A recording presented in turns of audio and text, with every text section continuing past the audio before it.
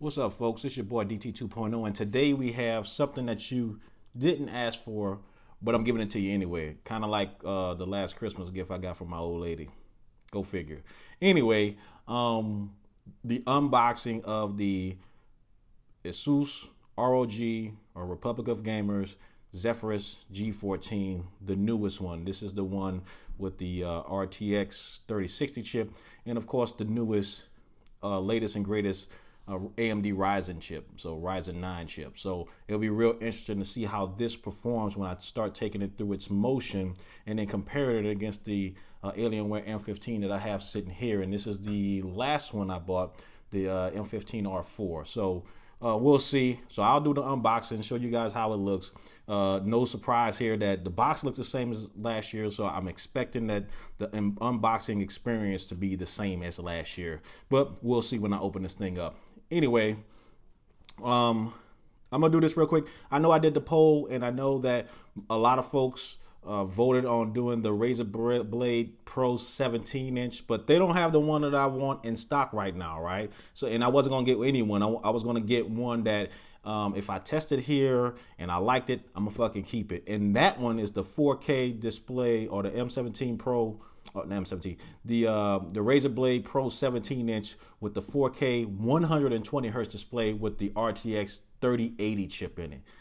I can't wait to get my hands on that. That shit costs a lot of fucking money at $3,600, and then you got to add tax on top of that shit. But I'm willing to do it for the channel and for y'all, and also I have an excuse to do it for my damn self. So thank y'all for giving me these excuses to buy this shit and then maybe keep it or sell it or take it back, or, you know, put it in the junk pile, which I ain't gonna do. But maybe I'll do a giveaway at one point. Who knows? Anyway, let's get into this real quick. Right, I'm just gonna do this in one take. As you can see, the box is the same as last year. It kind of looks like the unboxing experience from the Alienware M15, but a much smaller box, as this one is only 14 inches. So that's a good thing. 14 inches with something that I normally don't get, a 1080p display, but it's at 14 inches. So those pixels are a tiny bit more dense, with the display being 1.6 inches smaller than every other 15.6 inch screen out there. So that's why I like this one. Last year they did do one that had a QHD display. So I haven't really looked, but I'm hoping that they do one this year, because if this shit is the bomb.com, guess what? I'm probably gonna try that one with the QHD display just to see what it looks like or what it feels like. So we'll see. But ASUS's website have been bombarded with orders, and it's hard to get a hold of one of these things. Well, as a matter of fact, any of them, because I do have my eye on that Duo 15. So anyway, we're gonna unbox this real quick. So as you can see, I already pre-cut the tape here. So ASUS put their own tape on here. And it's just like the Alienware box, where the handle is pretty much holding it in outside of the tape. So the thing I liked about this last year, and I didn't do an unboxing last year, but I just did a review, and I got a lot of love and a lot of views on that. So which tells me that this computer is pretty popular. A lot of reviewers out there had this at the top of their list, cream of the crop, as far as one of the best gaming computers out there. I expect this one to be the same, right? They love the size. I love the size. I loved a lot about it, and I'm gonna talk about that when I finally do the review. But I'm gonna save that for later. Right now, because I want to get into it, but right now I'm gonna just do the unboxing. So the thing I like about ASUS's unboxing experience is when you open it, watch this shit.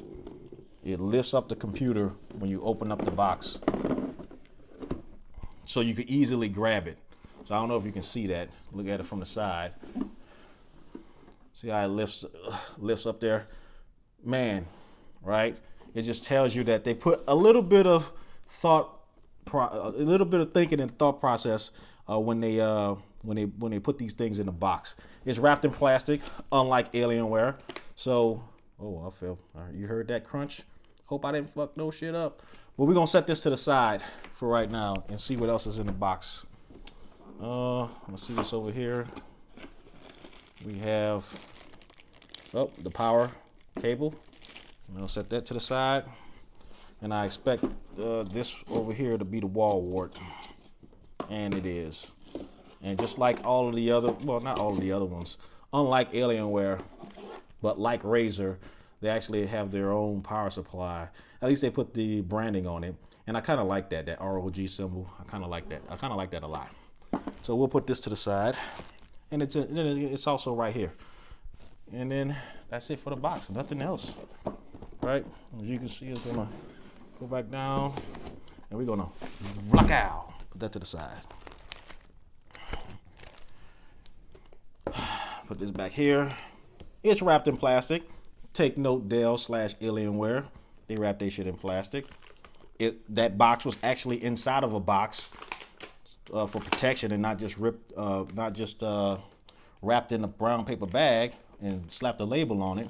Even though the padding inside the M15, M17 computers was pretty thick. So, and we're gonna do this. Yeah. I am gonna bust it open, but not today. I'm gonna bust it open during the review to let you guys see the inside and whether we can upgrade or not.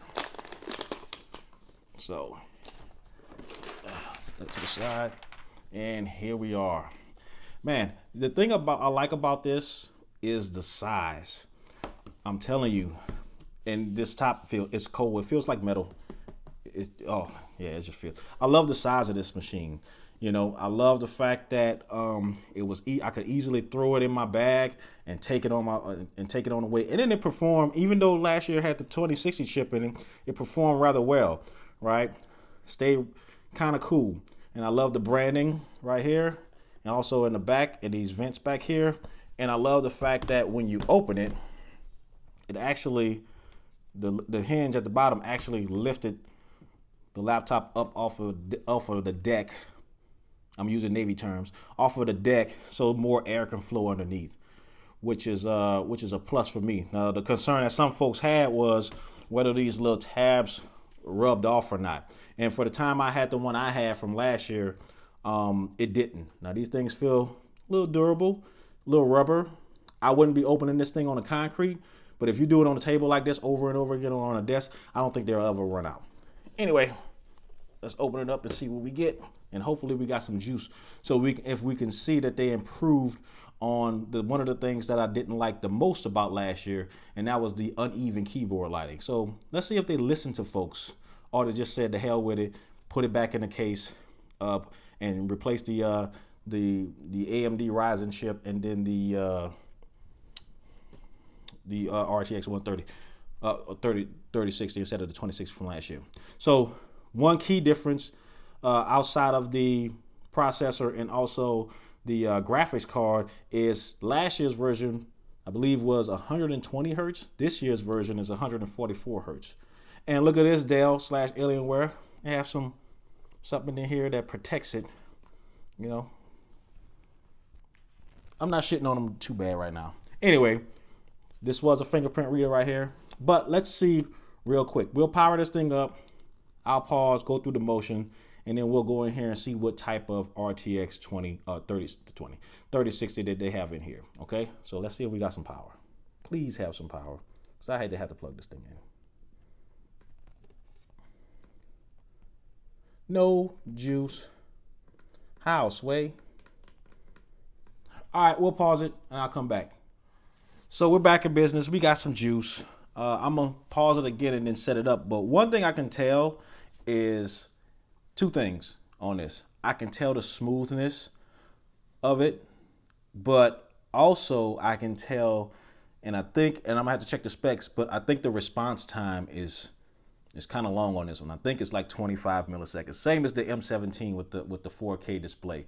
But I'll look at the specs on that. But I think from doing that test and then looking at it and then using the M15s and the M17 and then hooking it up to the external monitor, I really do see maybe it's in my mind, I really do see that the response time is not that quick. So that's something to keep in mind. And again, I'll save my thoughts for the actual review, but just giving you guys a heads up. So let me set this thing up and then we'll go in here and see what it looks like. And we're back at it. And at the moment, and I forgot to start it from the beginning, but all I'm doing is just like you're setting up an old iPhone or a Samsung, I'm just registering my fingerprint inside of the system. So you just keep touching it over and over again. And they tell you to try it on an angle. Again, just like Samsung's phones or the old iPhone 7s, 8s, or everyone up to 8. I'm just gonna register it. And then I'm gonna create a pin that I'll probably change.